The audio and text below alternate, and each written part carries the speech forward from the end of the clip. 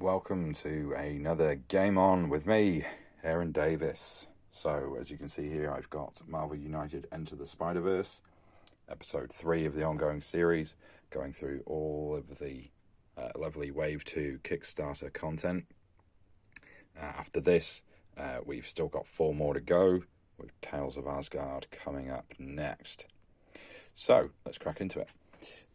We've got the traditional box back here, which I'll just finish cracking open. The traditional sort of blurb and fluff background. We can see we've got our Green Goblin villain there, looking pretty darn goblin-y. A little bit red at the moment rather than green, but some paint will sort that out. Yeah, liking his glider there as well. Looking forward to seeing these in person. Okay.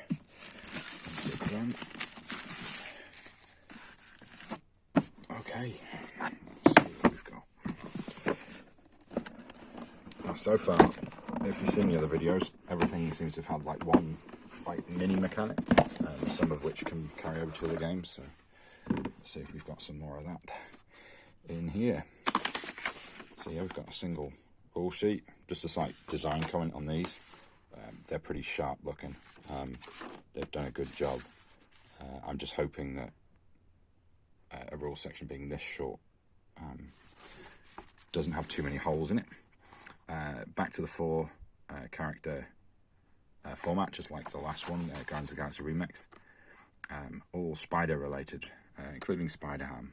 No noir though, unfortunately. Okay. Green Guy's special setup instructions. Secret identity challenge. Can we play to any games? Challenge places. Journalists, huh? Heroes. Okay, so journalists are after. I get it now. Okay, so yeah, journalists are after your secret identities. I like that. I'm going to add that to everything. I don't care if it makes it too hard. Or maybe not everything. Maybe journalists in space doesn't make a whole lot of sense. Half of these characters don't really have a secret identity. So maybe not for everything. We've got our journalists here. Oh, sneaky paparazzi. The usual high standard, nice vacuum formed, well designed insert. Here he is. I've been looking forward to him. He's one of my favourite sculpts that I've seen in sort of the digital representations. Oh, this is going to be fun to paint the smoke there. Maybe make it look sort of a bit noxious. Yeah, he's got that mischievous look. Nice.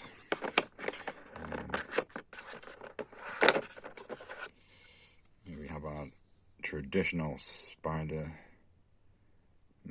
here. Rocking the wall. Could be fun to sort of do some bits of graffiti maybe on the wall. It's definitely my plan to paint these.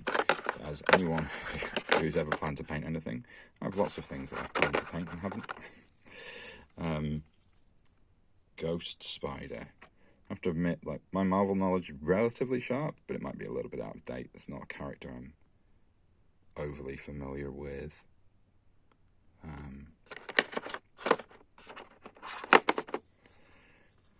Miles Morales. Of course, he's got a really nice suit. These webs are nice and defined for those painters out there. And yeah, I'm really enjoying the detail put on the bases. It would have been really easy to just put them on blank bases, but I'm glad that they haven't. Ant-Man from the core set is a personal favourite. Although, if he shrunk down to the size of the cog, why is his model the same size as all the others? But, side thought, welcome to my brain. And Spider-Ham. Snout's looking pretty funky. Okay. into the actual nuts and bolts. Everyone's seen the minis before. Get a bit more of a look at these locations. Okay, so we're not seeing a heap of variation in terms of the actual effects, but then the actual capacities and things have often been different. And have turned me add one to any location, then rescue one from this. Okay, I think that's new. Return reveal top card of the master plan deck. Place on the bottom. Pretty sure that's new too. I don't remember that one. Gaining tokens. Cool. More gaining tokens. You have 1 or 2 cards you can draw. So not quite the same as the draw until you've got 3. Slightly less powerful, perhaps. Well, it is slightly less powerful. And more tokens. So there's a few locations here that will give you the tokens. Special setup. Do not place the threat cards and tokens on the locations. Keep the cards in a face-down threat deck. Okay, what's he up to? When a threat is cleared, shuffle it into the deck and add a threat token from the pool to the mission card. Green Goblin can't be damaged if there are any civilians on this dashboard. Okay. So that's quite expensive. 2 heroic actions to rescue any, so hopefully he doesn't get any at all, but he will, because that's what he's up to. Bam, deal damage, draw a threat card and place it in the next. Okay, so rather than the board starting with lots of threat conditions, he generates them during the game, which I think is much more interesting. You have to be a bit more reactive. You can't just start the game off and be like, okay, let's go for these first because these are clearly the worst threats and abilities that we want to access. So that's kind of cool. Also, it means that you can use the abilities and the locations a bit earlier. Yeah, because they won't be covered up. That's quite cool. I like that. Yeah, he's up to no good. Then the overflow. So it must be in the actual threat deck itself when he abducts people, takes some hostages. So, just down into here. Sorry about the noise there.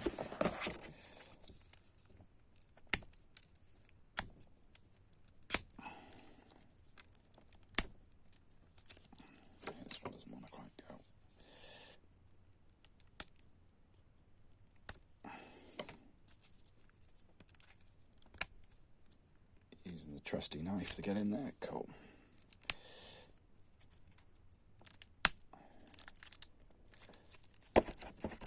So I've mentioned in previous videos as well that I plan to do some maybe hero and villain ranking lists. If there's anything you really particularly like to see, feel free to comment and give me some inspiration. Other than better quality. You can wait for that. Right. Secret Identity Challenge. So that's just another rules breakdown for the journalists. I quite like that though. That's quite fun and inventive, very creative. I like it. Bam, bam, bam. We're seeing lots of bams. I don't recall the core set having quite this many. I could be wrong. It's been a couple of weeks since I played. So yeah, I guess probably he's placing a lot of people that he's wanting to abduct rather than henchmen.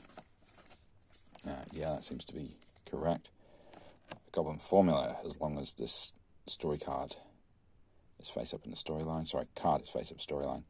A green goblin has 1 extra health and deals 1 extra damage with his bam. Ooh. Well, if these come out early, that's really nasty. I am aware that this game maybe perhaps has a little bit of a problem with the order of these coming out. Sometimes it could be far too easy or just infinitely harder. But yeah, that's nasty. I suppose that's why you want to be going to the Bugle, was it? Daily Bugle, where you can manipulate this. That maybe makes that more powerful. Okay, kidnap. If there are any in his location, take 1. Right, so he's only got 2 cards at kidnap. So that special rule that he's got about kidnapping people may not even come up in the game. Maybe I'd have liked to have seen it be easier to rescue people, but then he'd do it more often. Maybe it be his BAM. And him not really be interested in damaging the villains. Maybe it would be more interesting if he was just running around kidnapping people. Just to have a bit of a change. When his threat's placed, add to the location. Okay, so the Green Goblin can't take any damage as long as there are civilians using civilians as a shield. This is right out of his playbook. Cool. We've got some of his buddies as well here. Electro's got his own BAM trigger. Much like some of the stuff in the core set. Deal 1 damage to each hero in both adjacent locations, but not his own one. So he's safe next to him, but not further away. Move this threat to the next clockwise location with any heroes and no threat, and then deal 1 hero to each. So yeah, he's doing his Craven the Hunter thing. He's actually moving around hunting people. And Lizard, poor old Lizard, gets a bit of a bad rap, doesn't he? Nah, not really. Deal 2 damage among heroes in this location, and you can split it even if you want. Right, getting to the heroes themselves. Spider-Man, okay, yeah, this, I like to sort of say what I'm going to expect. This kind of takes it away. I'm going to expect movement and heroic actions from Spider-Man. Yeah, it's got a couple of decent attacks though. Double heroics, always good. Few wilds. Gaining tokens for movement, always useful, particularly when you've got a couple of doubles. Being able to get where you need to. Great power, 3 attack. Wow. And for each henchman you defeat, you get tokens. That seems really good, actually. Rescue up to 3 in a location for each rescued. Now, there's a bit of a potential issue here because the Goblin Special rule does use the word rescue. So,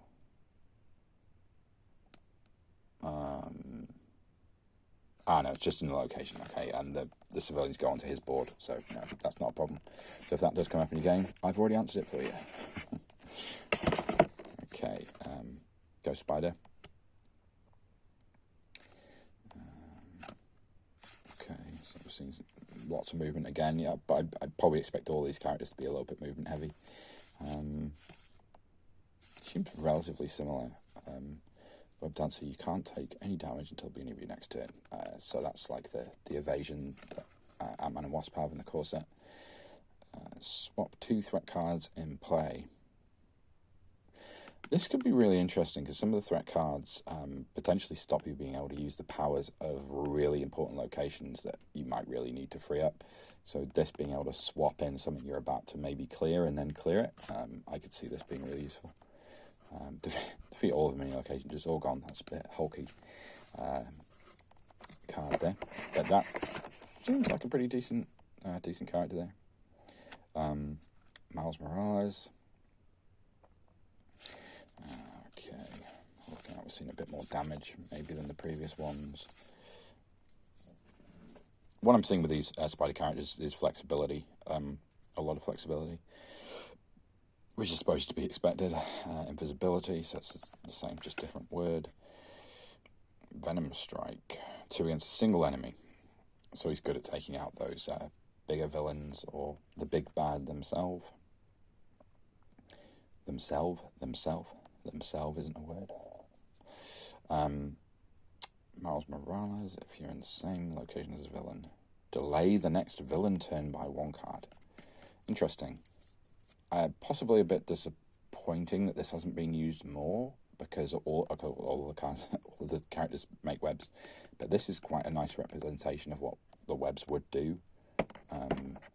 So yeah, maybe even I'd like to see more of that. Maybe we will with the last character in the set, Spider-Ham. He seems he's definitely more attack heavy than the other ones we've seen. A bit of heroism thrown in there, and the typical wilds. 2 neat essence. Until the beginning of your next turn, you cannot be forced to discard your last card. It's temporary invulnerability. So it's not the same as being immune from damage, but it does stop you from being knocked out. This would be a shame if you drew this at the start, because it's taking up your hand, but it could definitely save you from a tight spot. 2 new web. If you end your turn in the villain's location, negate the next villain. Movement.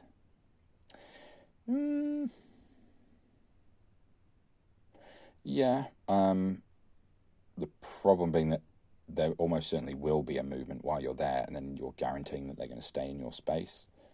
I suppose that kind of plays into this. Is maybe a little bit tanky with these 2 cards together. You could say attack and attack in any location. So yeah, actually, and the Spider Ham artwork there is quite nice. Quite like that. I would say that I think I'm quite impressed with the content of this set. Possibly even slightly more so than the previous 2. But although I definitely want to try playing with Groot. And if you want to check that out, check out my last video where we covered this. And as I said, next time we're going to get into Tales of Asgard. After that, it will be all the nice Kickstarter exclusive stuff. So until then, be good. Bye for now.